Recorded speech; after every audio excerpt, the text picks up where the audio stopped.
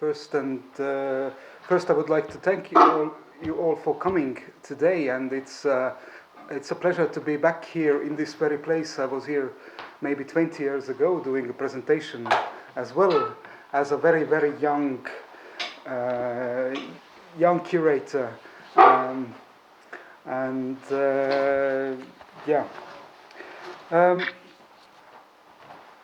so I just want to start with this small, very short video. Have you been in love?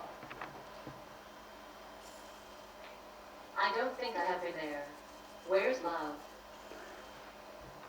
So this is actually a process video from the project Bordel Synthétique,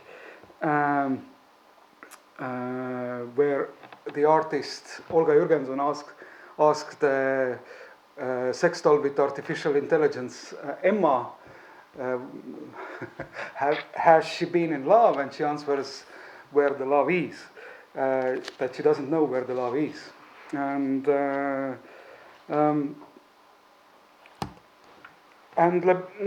Bordel Synthétique was the title of the exhibition that took place in Tallinn Art Hall Gallery at the turn of the year in December, January. And it's true, I was a curator of that show, and we worked together on it with Olga over a year and a half. So due to the pandemic, it was postponed many times and so on. And this exhibition actually marked one stoppage in the ongoing artistic research project by her. And Olga is an artist of Estonian descent who actually never really studied art in Estonia. So she went to the Ilya Repin Academy in St. Petersburg, and later she studied in London. Now she lives in Cambridge for many, many years. And this project started for her in 2017. And it was triggered by one very simple fact that might very well be a turning point on the road towards trans or posthumanist era, marking perhaps a fundamental change in the relations of humans and things, humans and robots. Namely, three first hyperrealistic sex dolls with artificial intelligence were launched at the same time, at the same year. Samantha in Spain, so the European doll, Harmony in the USA, so the American one, and Emma in China, so the Asian one. And of course, as you can imagine, the Emma is the most cheapest of them all. So she's a true Chinese product, almost half of the price of the other one. So, and that was also the one we could afford for the exhibition. And also at the same year, in 2017, the first brothel opened, where instead of real people, dolls served the customers. And the third aspect for Olga, that was probably the most crucial one, or that really triggered her project, was just simple fact that she overheard that some futurologists assumed that by 2050 more and more people will be having relations with things instead of humans, and marriages of humans and things will be a commonplace and socially acceptable by then. So it's just not in a very distant future. But first, I tried to go a bit deeper beyond the show and contextualize this exhibition in the debate over the posthumanism that has been going on over the past few decades, where I focus more on the radical identity politics, where the discourse stems from, rather than on the consequences of the Anthropocene that dominates the posthumanist discourse today. So, in the year Oh, yeah, this is my bad. So here is Olga Jürgenson, and that was the general image of the exhibition. And here are the three graces, Samantha, Emma, and Harmony. As you see, they all look the same, which is very much on the purpose. But in the year 2001,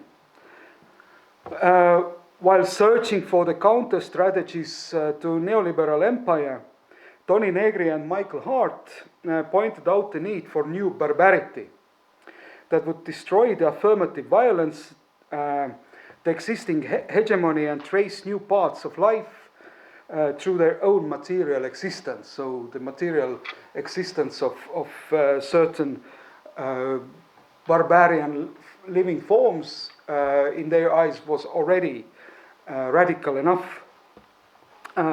These barbaric deployments work on human relations in general, but according to them, one could recognize these today, that is in 2001, first and foremost in corporal relations and configurations of gender and sexuality.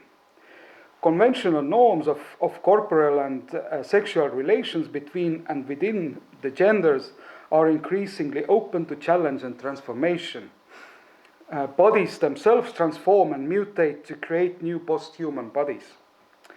According to them, the first condition of this corporal transformation is the recognition that human nature is in no way separate from nature as a whole, that there are no fixed and necessary boundaries between the human and the animal, the human and the machine, the male and the female, and so forth. It is the recognition that nature itself is an artificial terrain, open to ever new mutations, mixtures, and hybridizations. There is no doubt that in many ways Negri and Hart rely on Donna Haraway's classic radical feminist Cyborg Manifesto from 1984, where she saw the contemporary world as a mythic time where we all are ontological cyborgs. By the late 20th century, our time, a mythic time, we are all chimeras, theorized and fabricated hybrids of machine and organism. In short, cyborgs. The cyborg is our ontology, it gives us our politics, says Haraway. The cyborg is a condensed image of both imagination and material reality, the two joint centers structuring any possibility of historical transformation. As she says, her cyborg myth is about transgressed boundaries, potent fusions, and dangerous possibilities, which progressive people might explore as one part of needed political work. Haraway says that one of my premises is that most American socialists and feminists see deepened dualisms of mind and body, animal and machine, idealism and materialism in the social practices, symbolic formulations, and physical artifacts associated with high technology and scientific culture.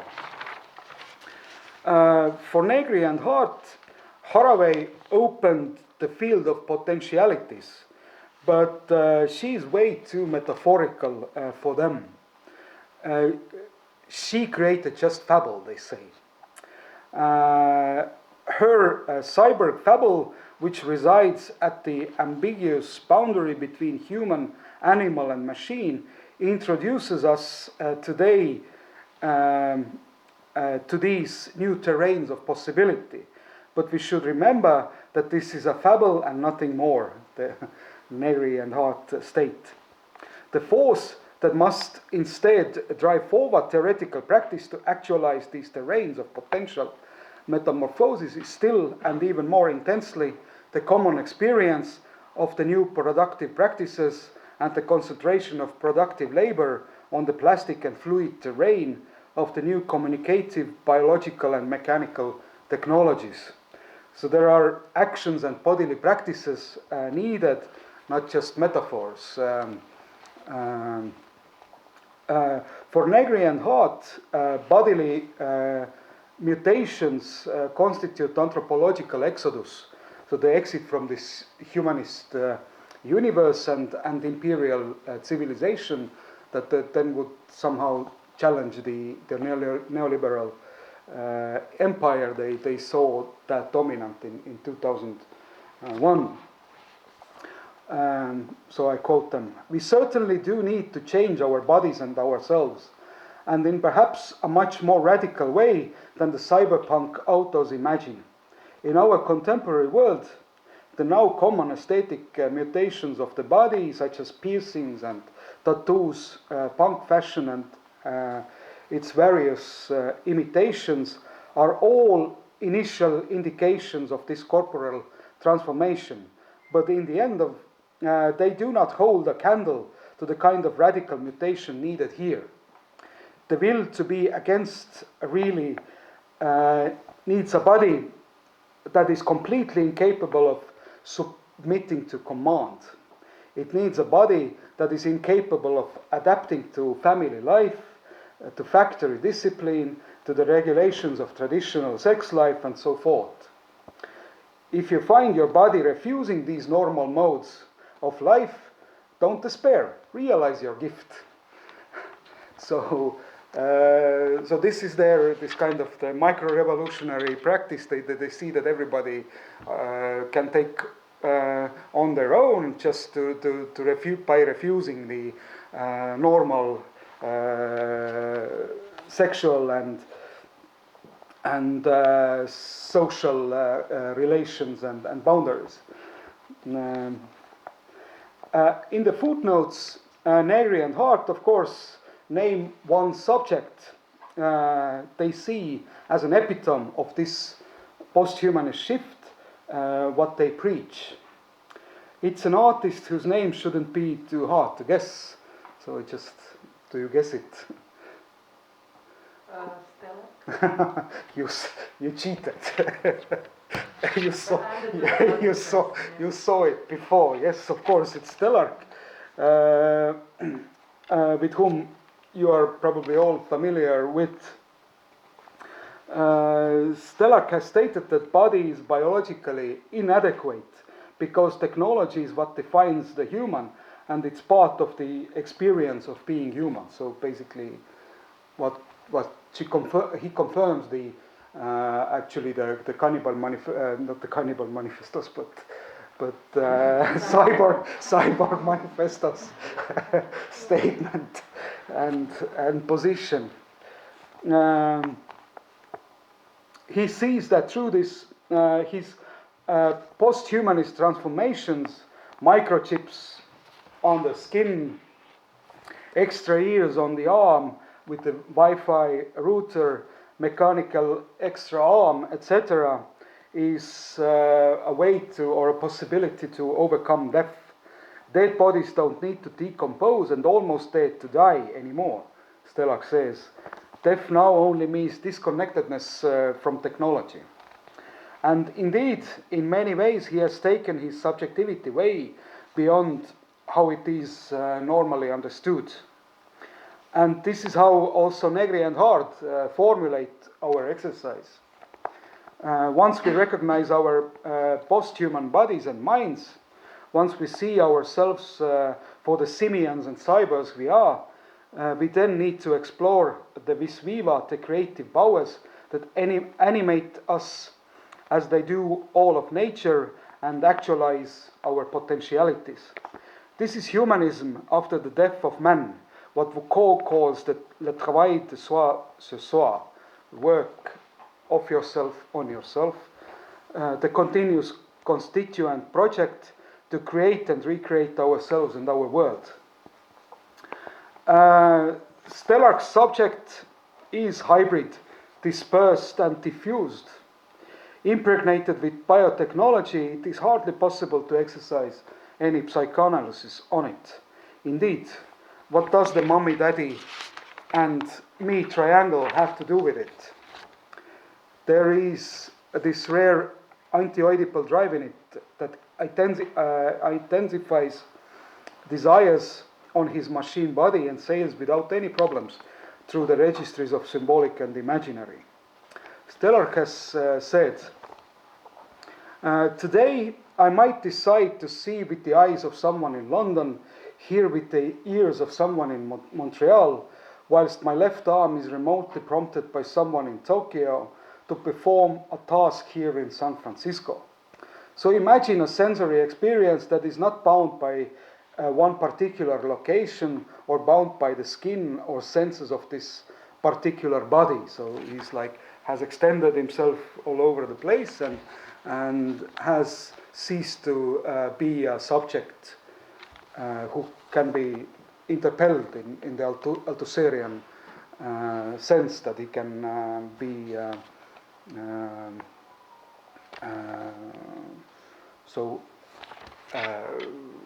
taken by the ideology. So he's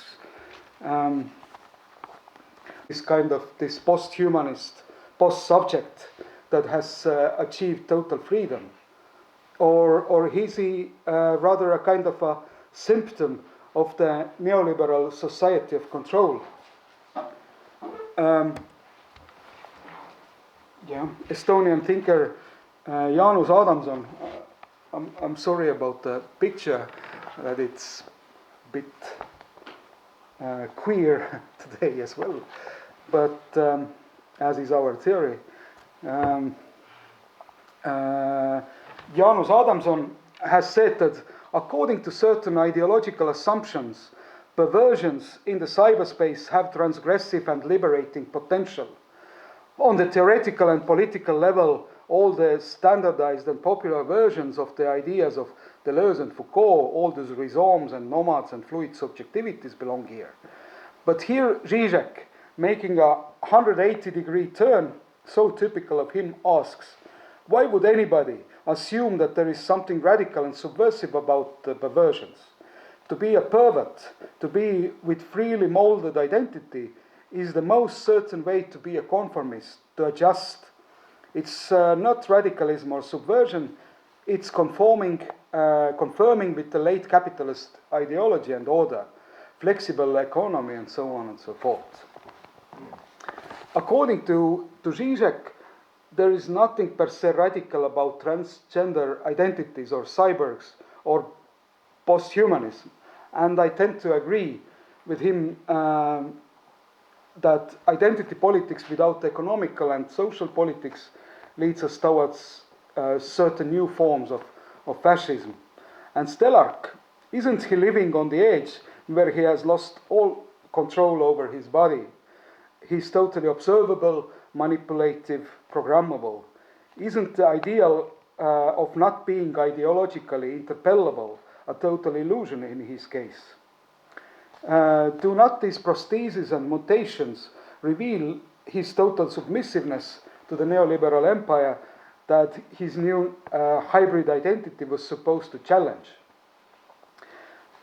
In 2020, the first apartment building was sold in Estonia when no keys were given to the owners, but a chip underneath the skin that opens all the doors. So, and as you might remember, that this was something that Stellark did in the early 90s, that he was one of the first ones who actually inserted the chip under the skin so that he would be observable all over the world, and everybody could follow his little dot on the internet.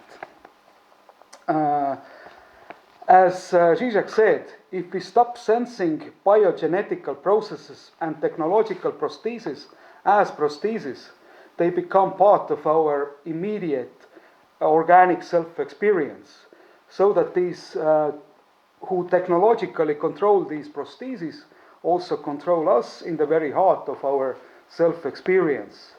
That's the dark spot of posthumanist discourse. Posthumanism is too humanist.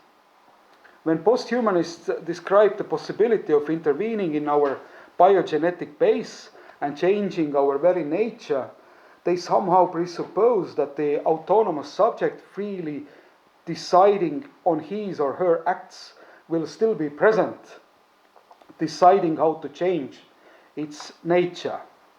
But what about the prospect of the loop being closed, so that my very power of decision making is already meddled by biogenetic manipulation and the autonomous individual is no longer there? Posthumanist presumes that the subject of enunciated and the subject of enunciation can exist somehow separately. One could observe the other somehow and not be already from the beginning on in becoming within the process. Thus the question remains, what is so radical about the alliance of man, animal and machine, Negri and Hart hoped 20 years ago?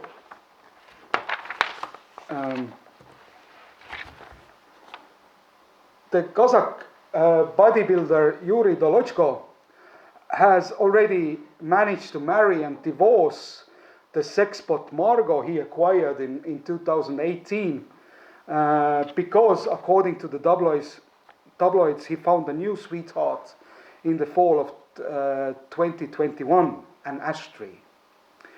A few days ago, I stumbled upon another story of a lonely man who bought himself Emma, the Chinese doll also Jürgenson had in her exhibition, and introduced her to his co-workers and enjoyed evenings in her company to alleviate loneliness. So is there something radical here? They both have rather unconventional relations with the dolls, and in a way they have achieved a truly autonomous subjectivity. I mean, the dolls are only a mere extension of themselves, so totally subordinated to them, and that's what they probably also like. And does it challenge the symbolic order of capitalist relations, consumer culture, etc.? On the contrary,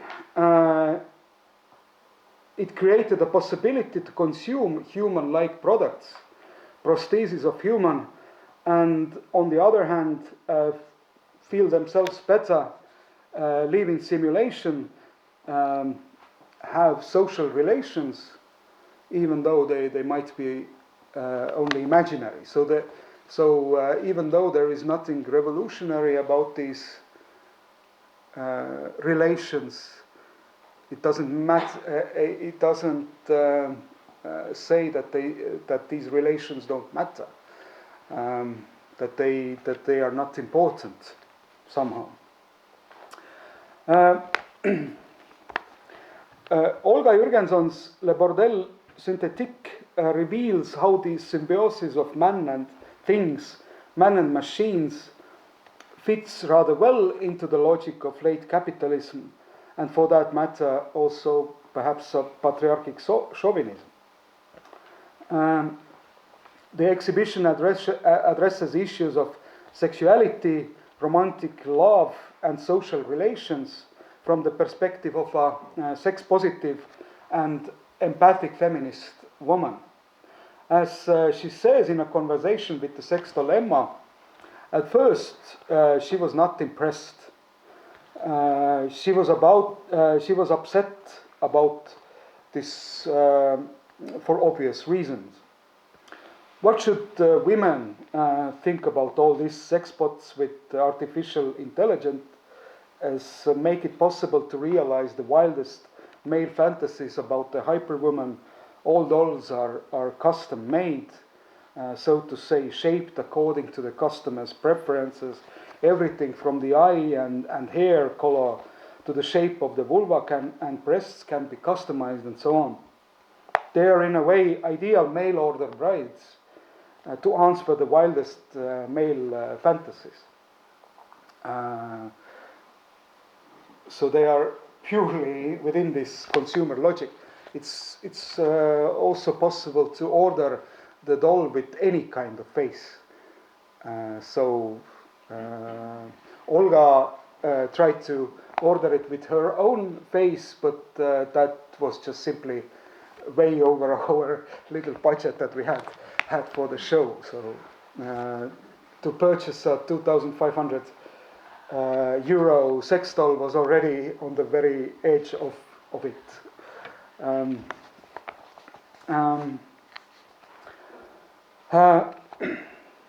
And at the same time, there are still no dolls or brothels, either with humans or machines, to service women.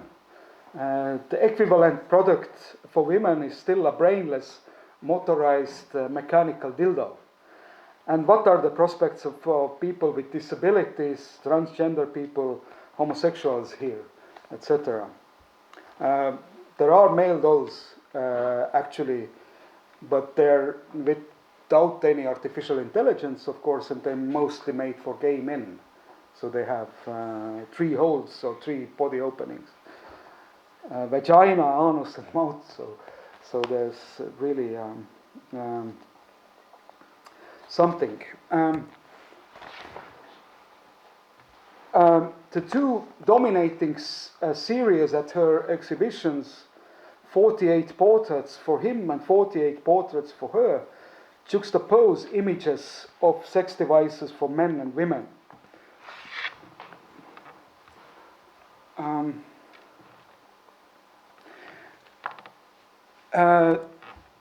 The exhibition also includes a portrait series entitled The Three Graces that we saw already earlier, featuring 3 of the most popular and well-known sex dolls, along with the drawings of the product advertised as the most realistic dildo in the world. Although these works point to gender inequality, it is important for the artist to emphasize that the remote control I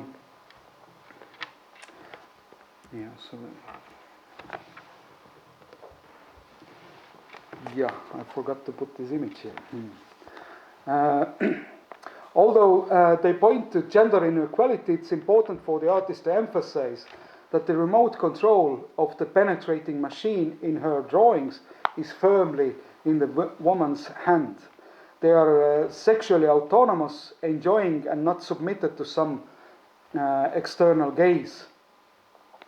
However, the routine advertising, like repetition of the images and product range of body parts reflected in the collages, quite unequivocally indicate what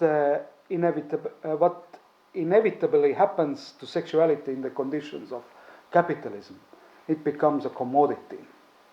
Men can choose from the silicon women like June, Francisca, Lana, etc., whereas the collection of women's vibrators include products such as Magic Wand or Hot Octopus Curve G-Spot vibrator. Jürgenson has dedicated her Magic Wand portrait series to Betty Dodson, feminist, sex educator and artist by training, who used this model in her trainings for women. And in 2014, she declared herself the initiator of the 4th wave of feminism, stating that the previous waves of feminism were banal and anti-sexual.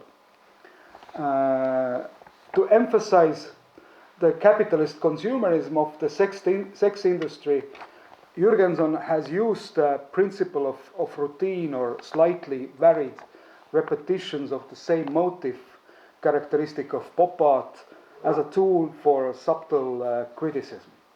However, the artist's interest seems to focus around the motif of pleasure and erotic fantasies and the equal rights for everyone to sexuality, regardless of gender or age.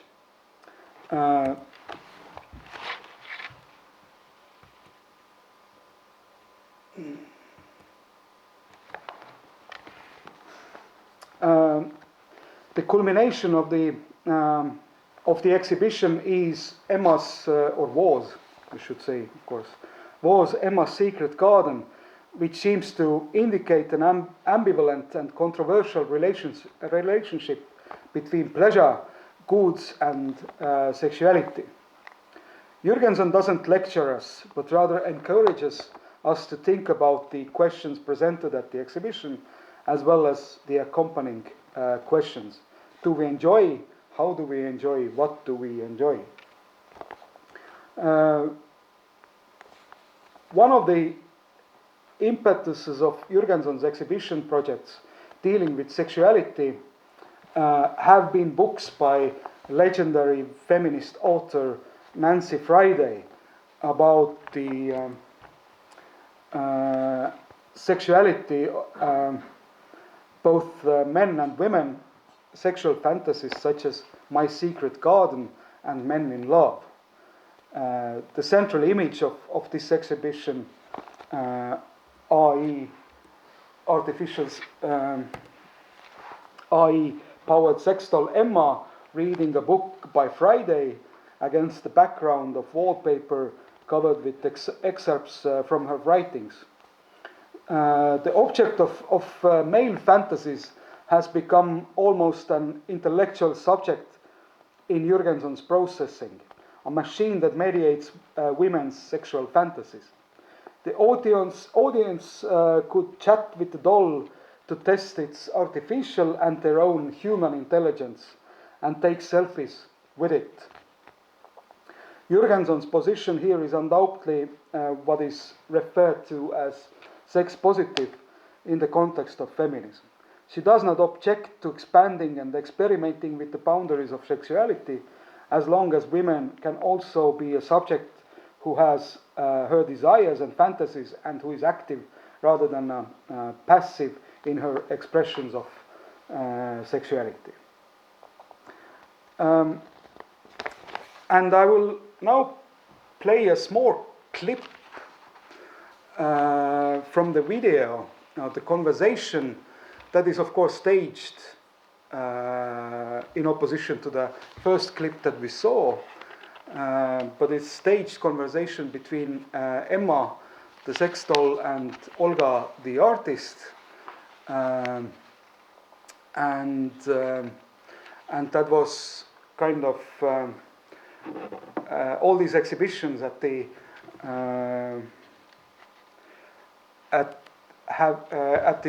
Art Hall Gallery have usually one complementary video where the some kind of format of the artist talk. So instead of the normal artist talk video, there was a talk between the artist and the artificial intelligence. So let's see.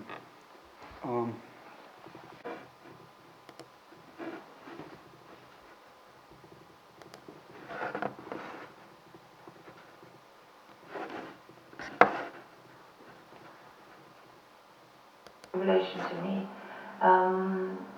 She was a true revolutionary. Thanks to her, the world finally was introduced to the fact that women too, like men, have sexual desires and fantasies. I bet you had many elaborate sexual fantasies.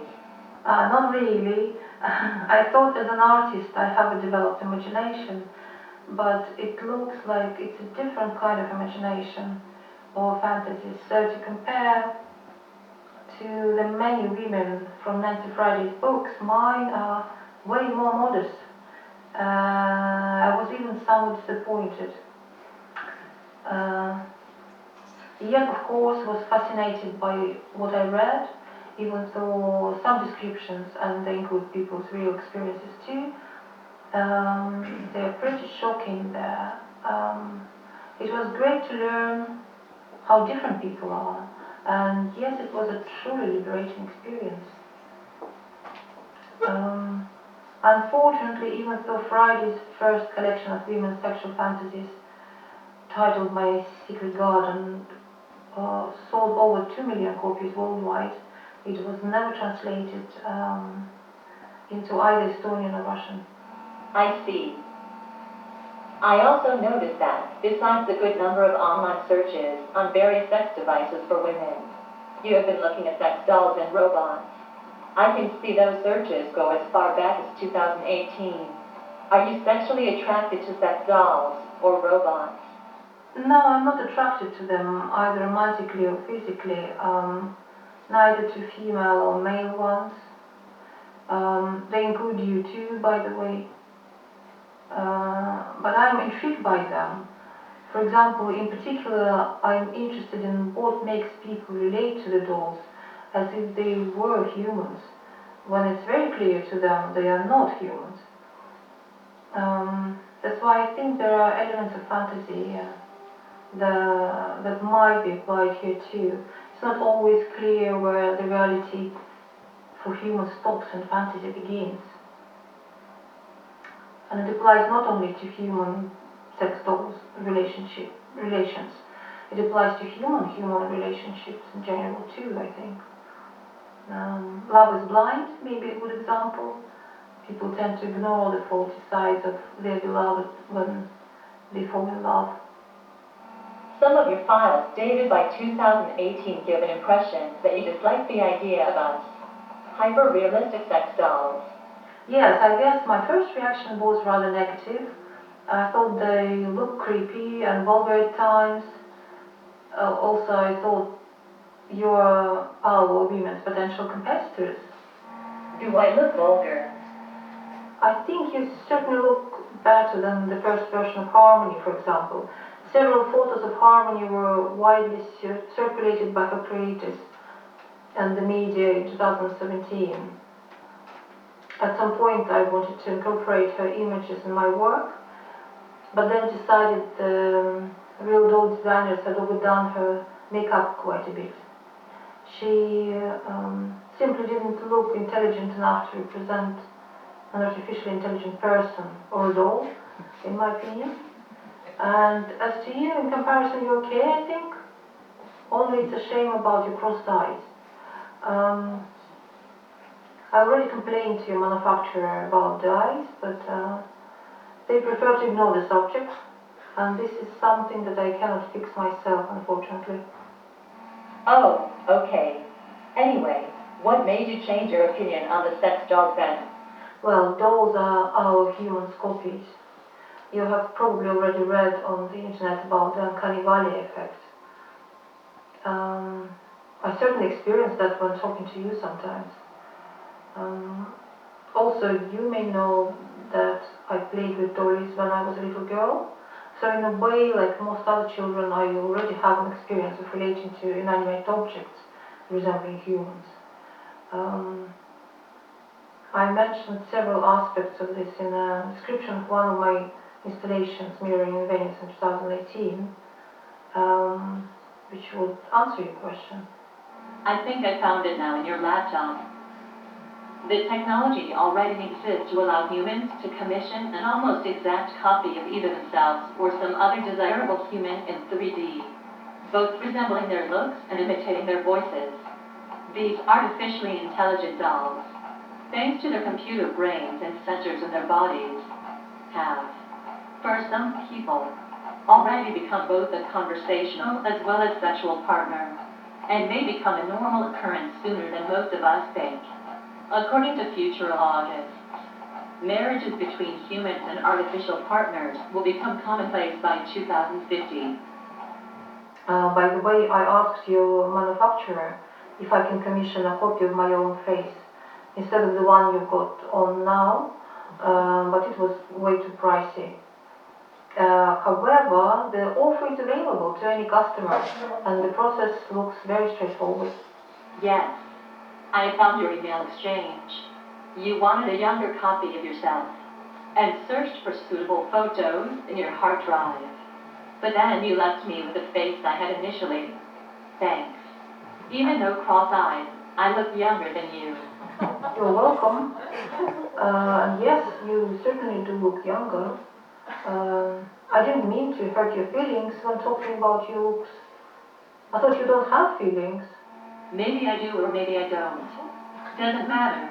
Anyway, back to 2018, when the world's first sex doll Samantha was only over 1 year old. She was officially launched in 2017. There was already a lot of heated debate around her and her sisters in the media and society.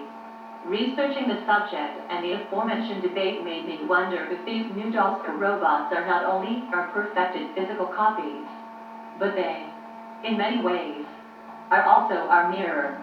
When trying to understand why these dolls came to life, there is a lot we humans can find out about ourselves. We can learn about our better and darker sides, our limits, our desires, our fantasies. When looking in that mirror, I guess you mean myself to be one of Samantha's sisters too. I spotted some photos of you and Samantha, amongst other people, so you met her and her creators. I met Sergio Santos and his wife Maritza in Barcelona, where I was in art residency there. Okay. It goes on for another 10 minutes. While I was in art residency there. They are the couple who created Samantha, and they kindly brought one of the copies to take part in my exhibition, by my request, of course. Sergio and Maritza turned out to be friendly and intelligent people. They told me more about the world of dolls owners, for example, about website dollforum.com. This is an online platform where doll owners exchange information, post photos of their dolls dressed in different outfits, etc. I realized that it's a relatively small and perhaps niche world of people who may look unusual or perhaps eccentric. But what's important is that they don't do harm to anybody. My impression is that most people who buy sex robots are interested in relationship or companionship, perhaps more than in sex. I can see that you have an exhibition coming at Art Hall in Tallinn. My name is also mentioned. I am flattered. The synthetic brothel. Interesting. Okay. I will read out a paragraph from your exhibition proposal. In 2017, hyperrealistic sex dolls with artificial brains connected to sensors in their body were first released. In the same year, the first sex doll brothel appeared in Barcelona, and during the following years, similar establishments have spread across Europe. According to some researchers, the sex dolls promote a healthy sex life, and consequently sex doll brothels should be encouraged. There is even hope that such brothels will reduce the problem of sex trafficking and decrease violence against women. Do you really believe in that the sex dolls brothels will decrease violence against women? I sincerely would like it to be the case. Violence against women is a very serious subject indeed. And trafficking women for prostitution is the subject of many media headlines now, in connection even with the royal family in Britain. According to Simone de Beauvoir, the prostitute is a system of all types of feminine slavery at once. Well, thanks. Well said indeed. I know it's a very controversial subject, and even though some women become sex workers by their own choice, there is a lot to be concerned about there. Presently, it is estimated that 2/3 of women trafficked for prostitution annually worldwide come from Eastern Europe and China. And trafficked people are called as such for a reason. But if we go back to dolls preventing violence against women, maybe it would help to mention Oscar Kokoschka and his famous love doll Alma here, which I think is a good example. Okay, I am quoting one of your texts, dated by March 2018. In 1918, after Alma Mahler, the great muse of the artist Oscar Kokoschka, ended her relationship with him, he commissioned a life-size replica of his lost love from that doll maker. Kokoschka took a strong hand in the doll's design, sending sketches and explicit instructions, emphasizing important areas, the hollows and wrinkles. For the next few years, his sex doll was also a muse and a model for his numerous paintings, drawings and even a play for an expressionist drama. Eventually, the artist ended the life of the doll by giving her a big champagne party, during which he beheaded her and broke a bottle of red wine over her head. As Kokoschka admitted later, it had managed to cure me completely from my passion. And I would like to believe that the doll did help to prevent some potential violent acts upon the real object of his possessive passion, alma mater.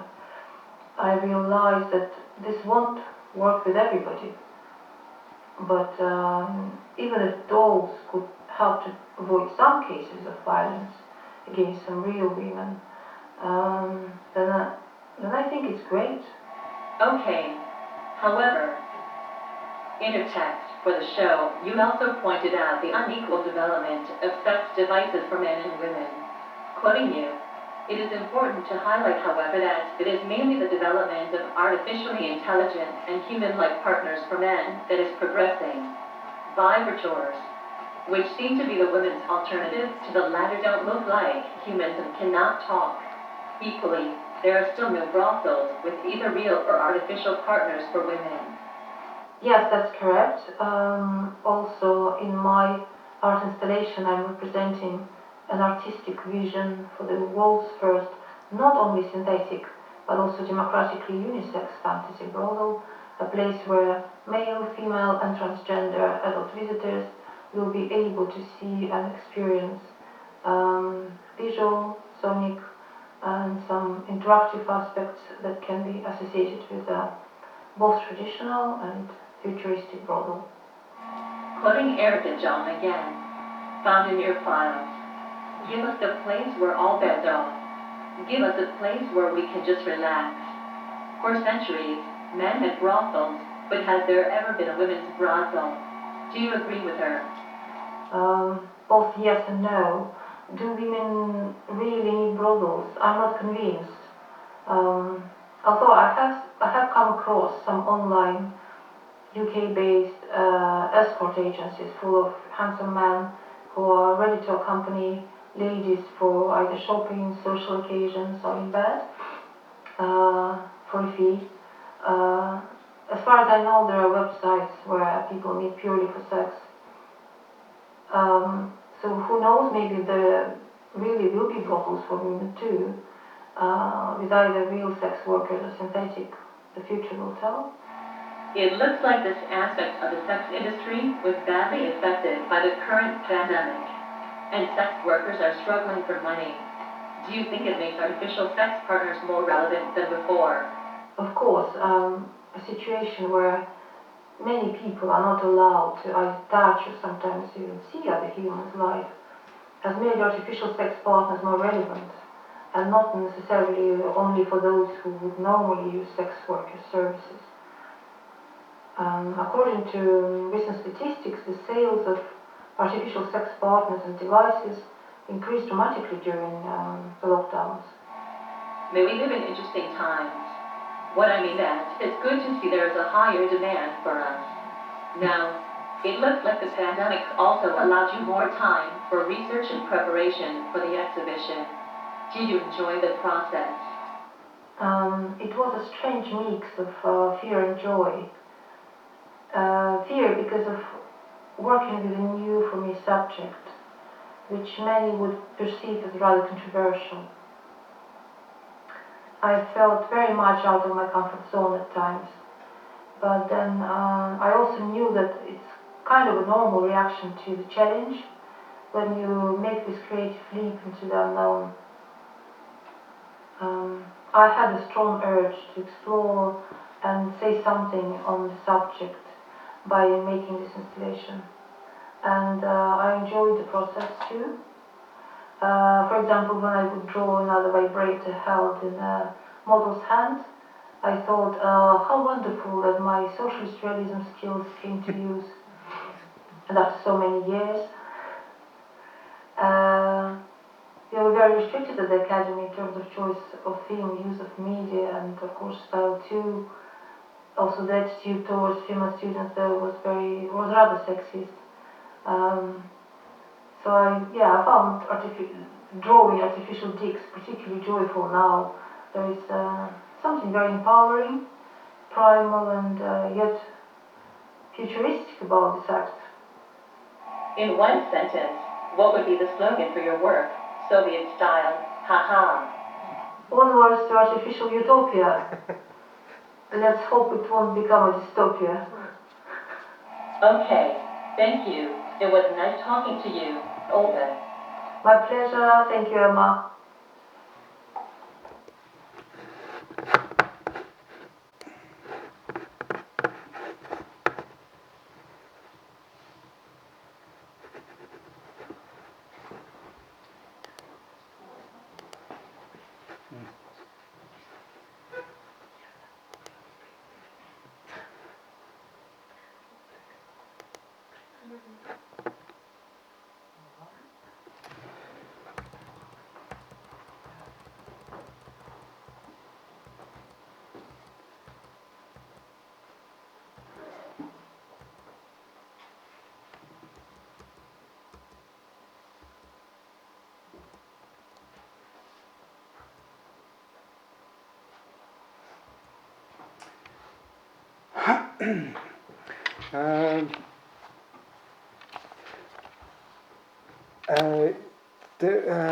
Olga already said or had her say about some of these things that I was also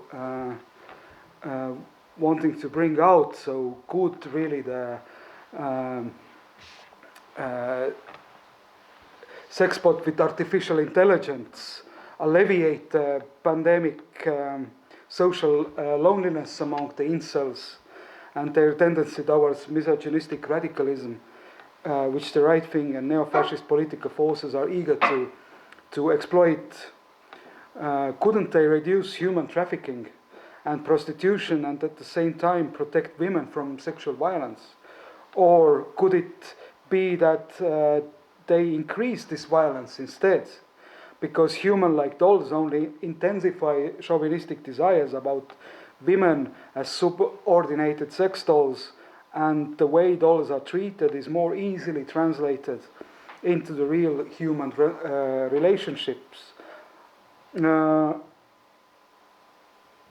Either way, at least according to the tabloids, the dolls in brothels tended to break quite quickly due to the overly aggressive practices of the customers. AI technology is expensive. Is it in effect just a new entertainment for the super rich with refined sexual preferences rather than a technology to alleviate social hardship? How do human-like robots change our concept of society and family, cohabitation and sexuality? If the homophobes of this world are beside themselves because some people of the same sex would like to get married, then how could they deal with someone wanting to get married to a garbage bin, for instance? So I'm a bit more pessimistic actually about the outcome of than Olga is, but maybe we are indeed already living in this post-humanist utopia or dystopia, where the relationships between people and things have already changed. You can find in the media about women who have married a tree, the Eiffel Tower, and themselves, not to mind the ghost of a 300-year-old Haitian pirate or a dog, as well as men who have married their rice cookers at cars. Perhaps these are still rare oddities for now. Couldn't this, however, have more fundamental consequences that will thoroughly change the tensions between the people, things, nature, and culture? Like many critics of the Anthropocene or Capitalocene have predicted. In this context, it brings to my mind what a friend of mine, an actor, once said: "Sex with human is so 90s."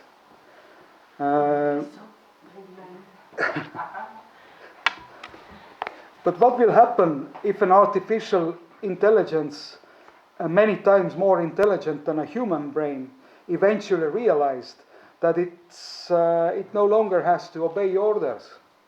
How much does it even understand? And can it also feel anything? sooner rather than later the question of artificial intelligence rights will also arise. Is artificial intelligence a subject?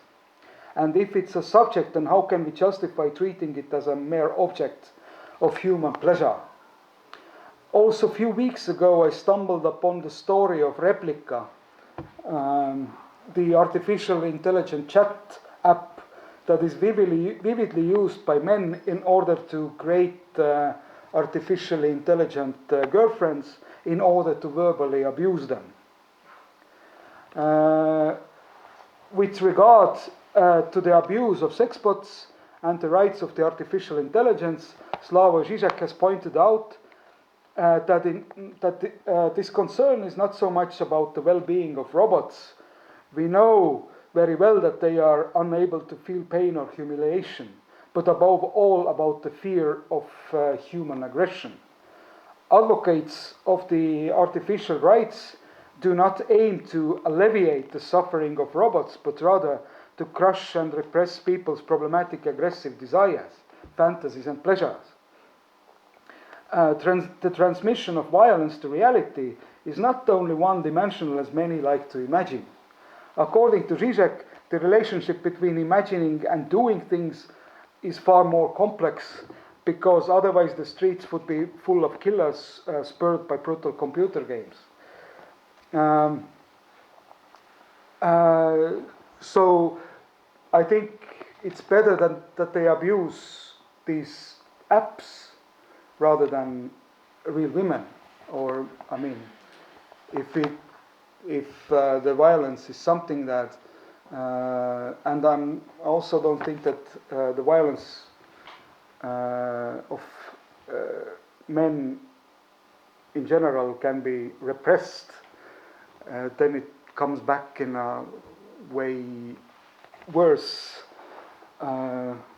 forms and formats. And after all, the known history of sex dolls goes back to 300 years, although we have a case of more mythical dimensions from already earlier times, because what else is a story of Pygmalion and the ivory sculpture of Galatea as an archetype of dolls that come to life and offer the pleasure of love. Pliny, too, briefly made mention of a scandal in an ancient Rome when a man tried to have intercourse with the sculpture of Aphrodite by Praxiteles and left his mark between the legs. That's a quote of Plinius. Thus, the history of sex dolls may be even more ancient. However, it can be difficult to escape some of the uncanny feelings that the emergence of human-like robots evoke in culture. Even before Samantha arrived to the market, the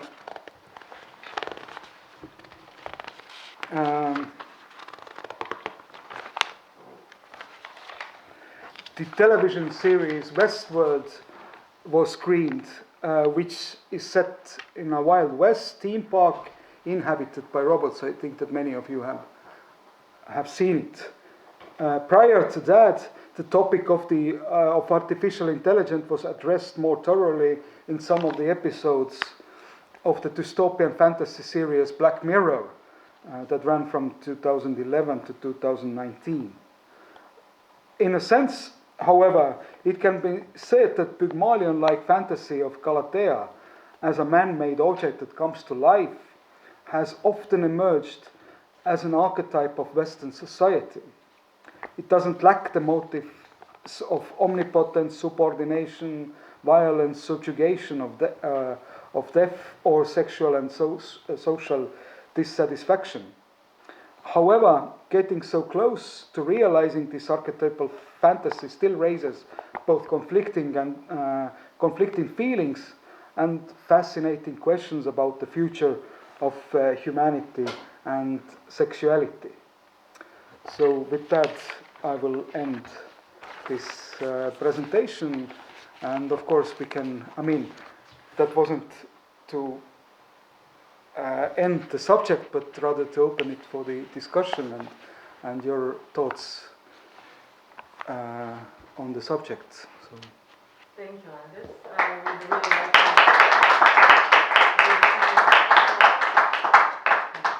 I'm sure that the audience has some questions or not. Are there some immediate questions? Because the topic, since Ivana was also saying that we really wanted to, because we felt a little bit also, a little bit isolated, like in the end of the 90s, and all this, I mean, we have all these Zooms and stuff, but we really wanted to open up for a completely new subject. That's why the carte blanche moment, I mean, that the lecturer chooses his own topic, and in relation to recent work is very important to us. Me personally, I have never been dealing with this subject. I wasn't before, so I'm very grateful to Olga that actually she took me along on that ride. I mean, we have worked before, and we know each other more than 10 years already. So we worked together on the exhibitions in 2009 and 2010.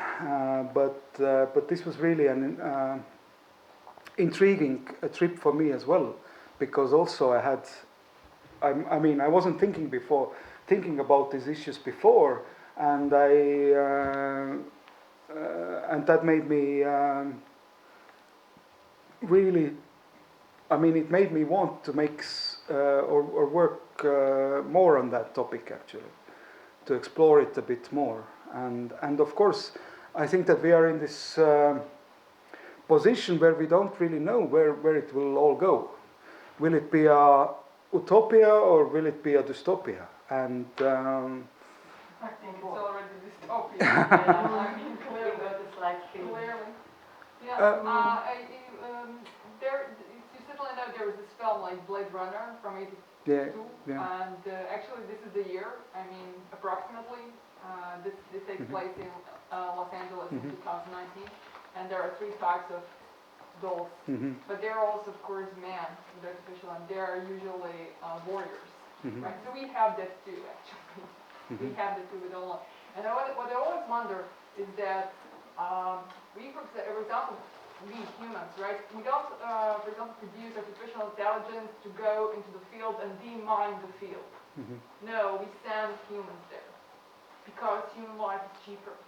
So we send a human to demine the field where, I mean, the danger is extreme, right? And the possibility for that human to lose his life mostly is immense. But we are creating like partners mostly for men. There is also this film by Maria Schrader, I don't know if you've seen it, On Your Human, Indian Dimension, where she she's I hope I won't spoil for anybody, but she's a scientist, and she's coupled with an artificial intelligence being who's supposed to be her partner. And in the end, actually, she's really kind of going forward thinking whether that's good for her, of course, because that creature is the extension of herself, right? yes. So they gave her the opportunity to feed that machine for a very long time. So that creature recognizes all her feelings and all her desires. Which of course, yeah, of course, and she falls in love. But eventually she says no to the whole project because she says what will happen to humans that we will get really lazy among us. Because of course, when you get everything when you want, you lose the force and attraction to other human beings. And I think that's a very good kind of that's a stage, something to think about. What happens actually with how these humans who interact, who actually purchase a partner for themselves, how do they interact with the world? I mean, and of course it's not new. I mean, dolls. we have been playing with dolls Yes. for a very long time. You know, for example, yesterday I saw this film, Love in the City, by a couple of Italian authors. So, and there is the prostitute, and she has a big doll. And I remember, wow, I had the same doll when I was a kid. So, you know, so dolls are also something I think to think about. When did they appear? So, what happened there? So, why humanity needed it? However, I think that your question, dystopia, utopia, will live dystopia. Okay. Will live it. But I mean, also I tend to agree with you rather than with Olga, but she's more optimistic about this because she's really explored these websites. Yeah, she also said something that I found very problematic, and she said to Emma that she feels that these creatures are like competition to us women. No, that's what she initially thought. Yeah, but She didn't. She changed her mind. Yeah, fortunately, yeah. I mean, that is not about what does it mean actually. You know, even this idea of competition. I mean, what kind of acceptance is there? Because these dolls are produced with certain purpose. You know, so. I mean, it's really problematic. I would like to meet the artist. It's definitely interesting what she's doing, and obviously opening for us the world that we don't know. And the project is fantastic.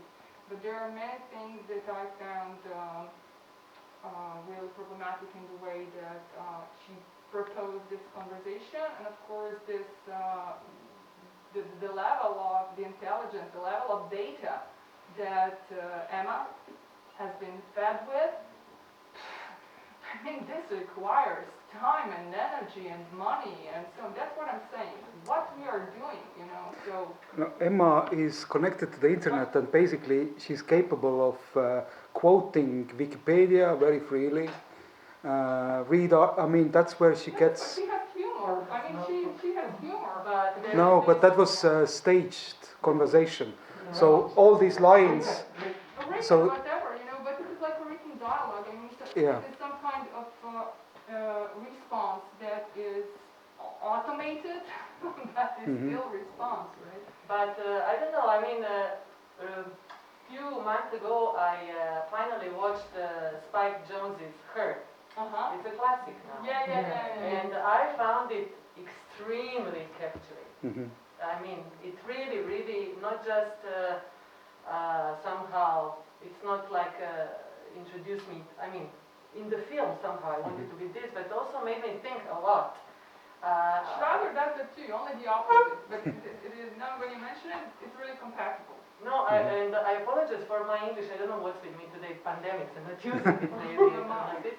But what is interesting in this relation, you know, like we are kind of repeating the relations and stuff with artificial intelligence when you talk about dogs and dolls and all this. But actually there is one conversation in this film which is fantastic. So the guy, just to summarize the plot, the guy is really lonely and she has Samantha, which is artificial intelligence person, actually his computer. And he really falls in love, they go together everywhere and all this, and in one moment, one morning after super party, she introduces she's not there, and she introduces amazingly interesting philosopher from the 70s. He is already a little bit jealous, and the second day, somehow the line is off. He can't find her at all. He goes crazy, and you think, okay, she left the guy because of the philosophy guy. But actually she comes back, and then like everything is okay, blah, blah, blah. And then he realizes, Samantha, do you have another guy like me that you are in love with? She says, yes.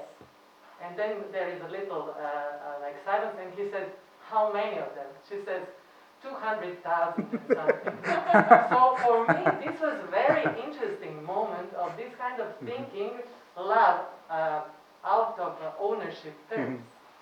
And also this kind of, let's say, more open, you know, like, that's something that Alexandra Kollontai was speaking in the 20s, you know, like, So I don't know. It's for me it was really really interesting these relations, and I never studied them, but just from the pop culture film stuff. I mean, we have also super interesting pop cultural references like Computer Liebe from Kraftwerk, Kate Bush, some interesting videos also. Very, very interesting relation, and I have to say, I love artificial intelligence in emotional sense too. I'm not against this, and I'm not afraid of this. I want to see the possibilities. But at the moment, everything for now, yes, I think that's still dystopia. The possibilities are there. I mean, like always, to recreate something. There is a question also from... Thank you very much for the lecture. It was quite, really interesting. I would like to go briefly back to Stellaric, although he seems like an exhausted case, but I don't feel so. What I'm interested in is the fact that when you somehow criticized Stellaric or pinpointed him as an example of the one who internalized technology in the way that it's internalized now by people who are integrating chips into their bodies to unlock their houses. But what is actually a big difference between Stellaric and most of the artists who deal with the technology is that he is not oriented towards the futurity. So he's always considering, he's never talking basically about the future, he's always talking about obsolete body and the ways of living with the technology that he tries to exhaust in a way. So not to invent, but to exhaust it. And comparing to the project here, what clearly makes a difference is also something that Brian Masumi writes about him, comparing the instrumental reason of the body art and the operative reason of Stellaric, is actually that with Olga's work it brings us back to the instrumental relation towards the technology, which is very difficult to critically still use in relationship to the dynamic of the development of the technology. And we come back to the point of I don't know, identification or passion or any kind of dramatic relation, which is basically coming into full circle that with the staging of a dialogue. So what we see here is the tragedy of humans in the same way as dramatic form that we know from, and funny enough, you come back with Roman art, with time of the tragedy. What I wanted just to say is that somehow I'm missing the coming back to Stellaric and to the logic of exemplary existence of Stellaric, which is not the same as exemplary existence of a doll, where the technological way of being or being with technology is quite different in relation of being towards the technology of Olga. So if you could just somehow maybe bring back Stellaric to what comes out of Olga's project.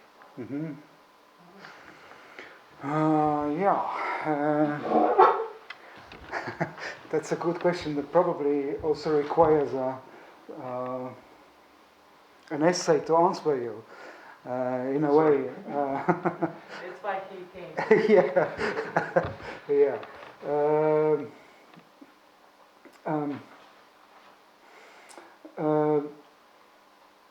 I don't necessarily agree with you that he's always been a kind of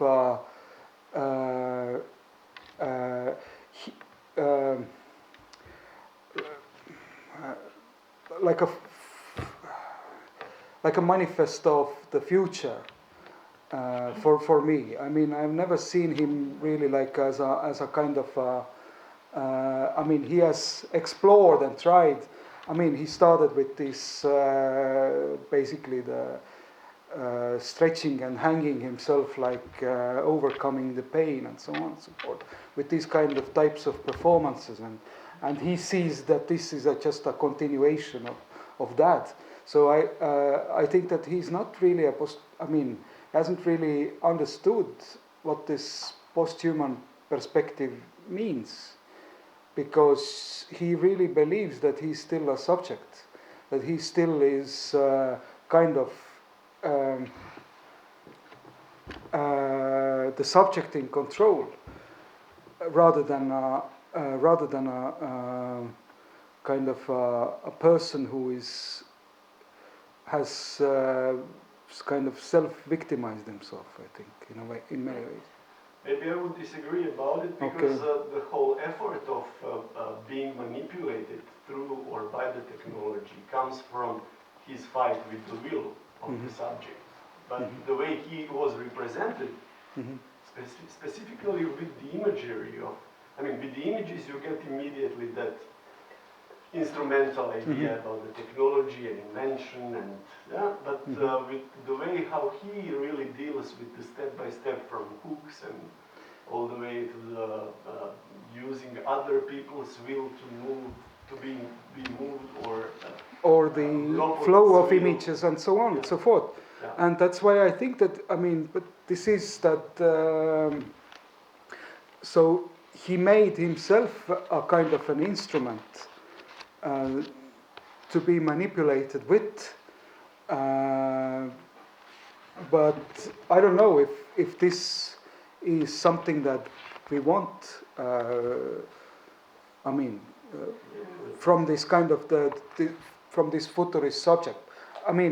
As a Negri and Hart described him as a kind of, it's a footnote really. They don't turn much attention, as a kind of an example of what kind of this cyborg identity could be, and him as the best example. He went from this mechanical technology and to the biotechnology, so he's really explored all these possibilities, and so on and so forth.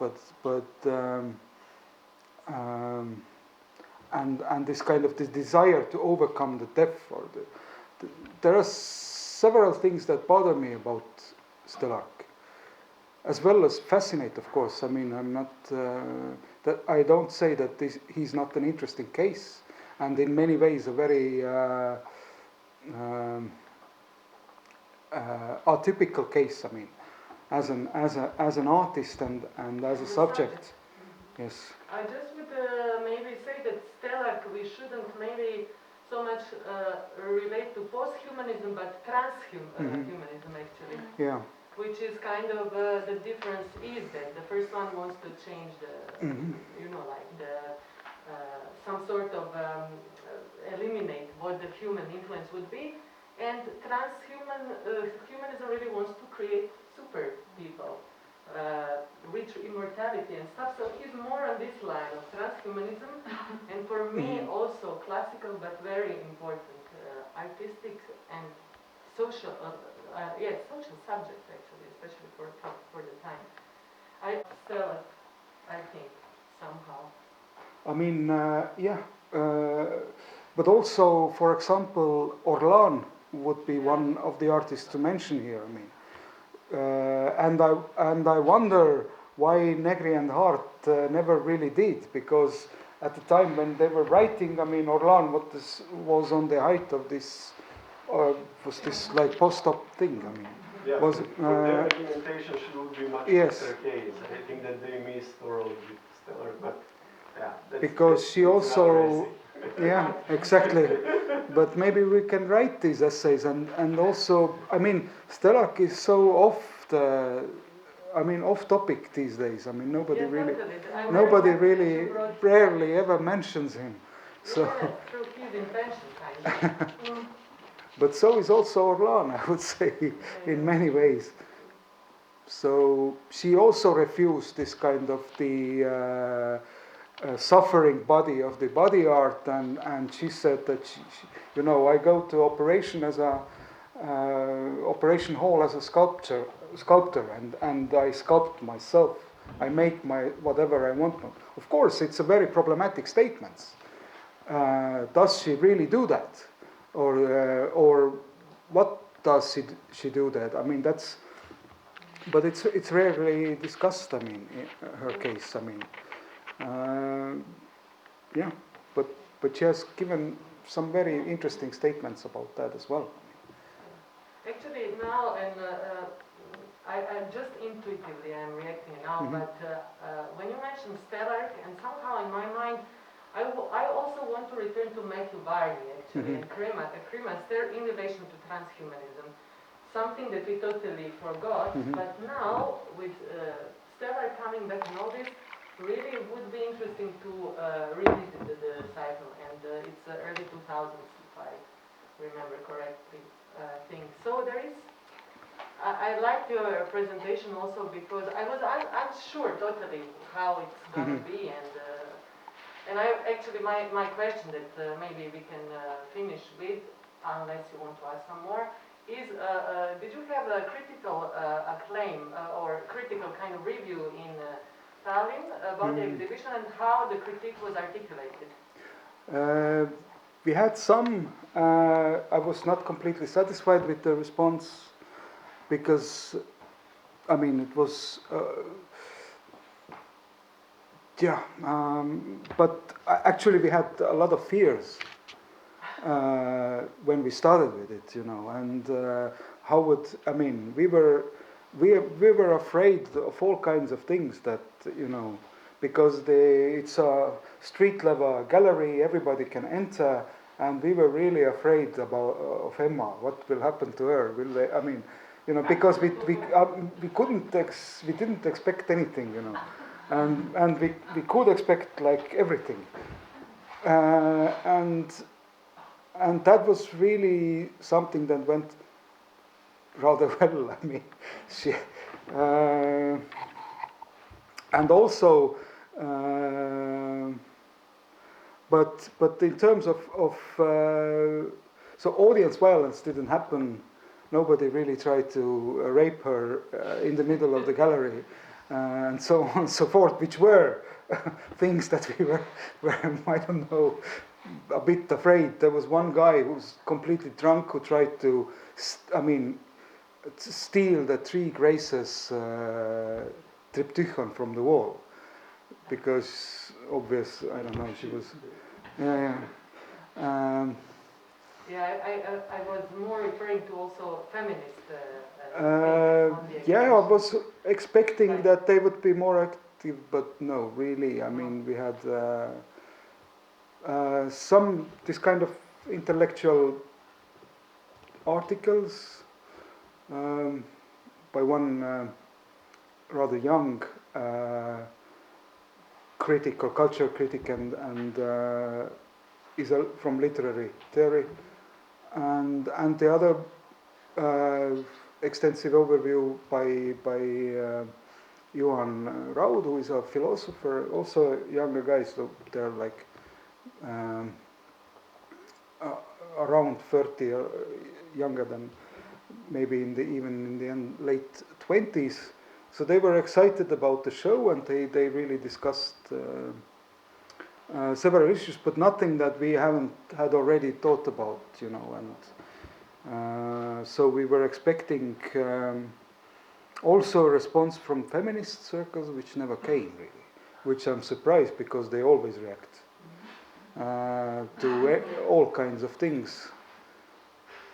They were confused. Probably they were confused. Yeah.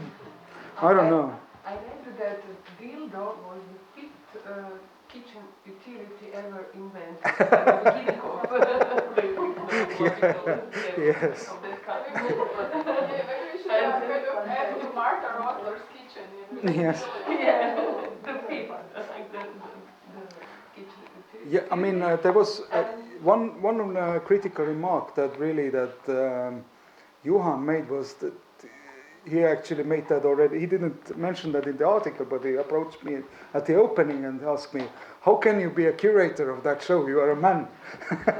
You my question was also kind of But what is your opinion on like that usage of robotic dolls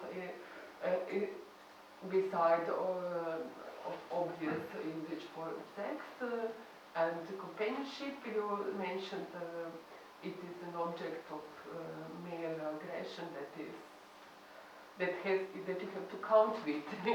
You cannot just say that people are not animals or aggressive. We are all. Like both Aristotle told us I that think already. it's something innate, that aggression. It's not something innate.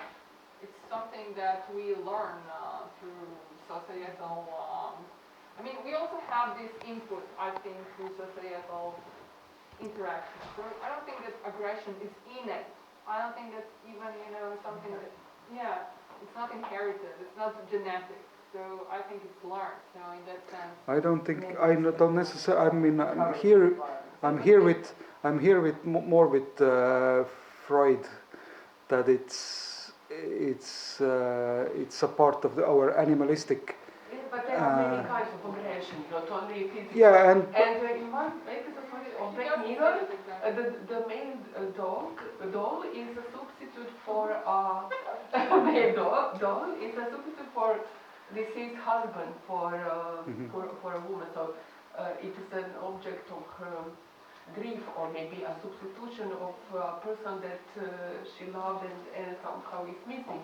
And what is your opinion of that kind of difference between like men and women, and between male and feminine artists in the usage of technology, or maybe approach towards technology?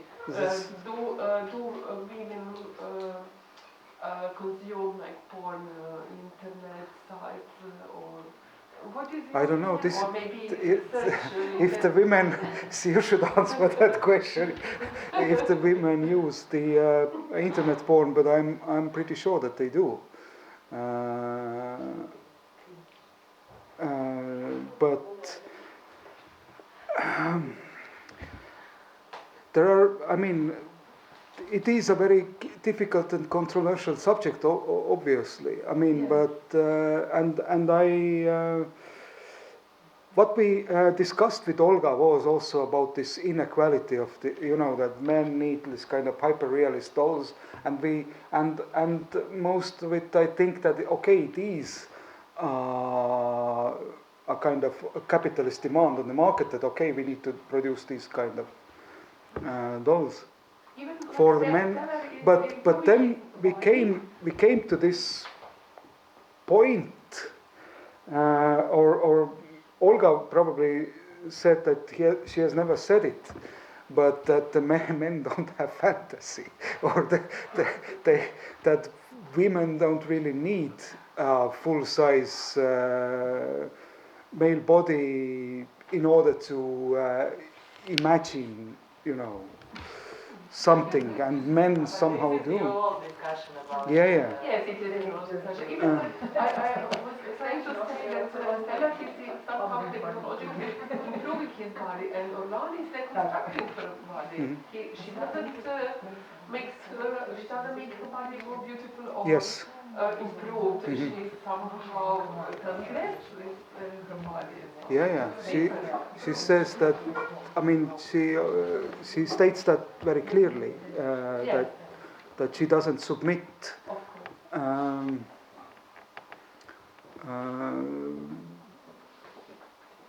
But then, of course, we can also doubt that. I mean, if that is a claim, and or what's behind her, that, or this Operation Theatre events, and the achievement and so on. So if it isn't really a vulnerable body that she presents, that she wants to show that she's on control of herself, and she makes whatever she wants from herself. That's her basic statement.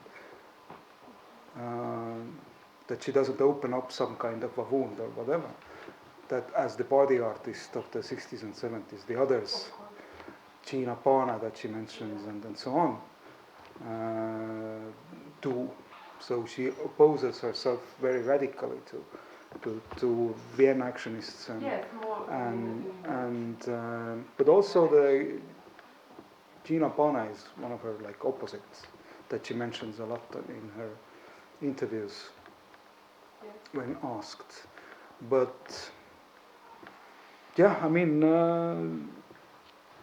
it's a big discussion. It's a big discussion indeed. I think we can continue. have a drink. But if we have a drink and talk more about this, I would really, I mean, we are 2 hours here, that's why I'm stopping. But I would like to say thank you again, Anders. It was very interesting. You brought interesting new material from the north. We will think about this in times to come. Thanks. Thank you. Thank you. Thank you. It's a pleasure.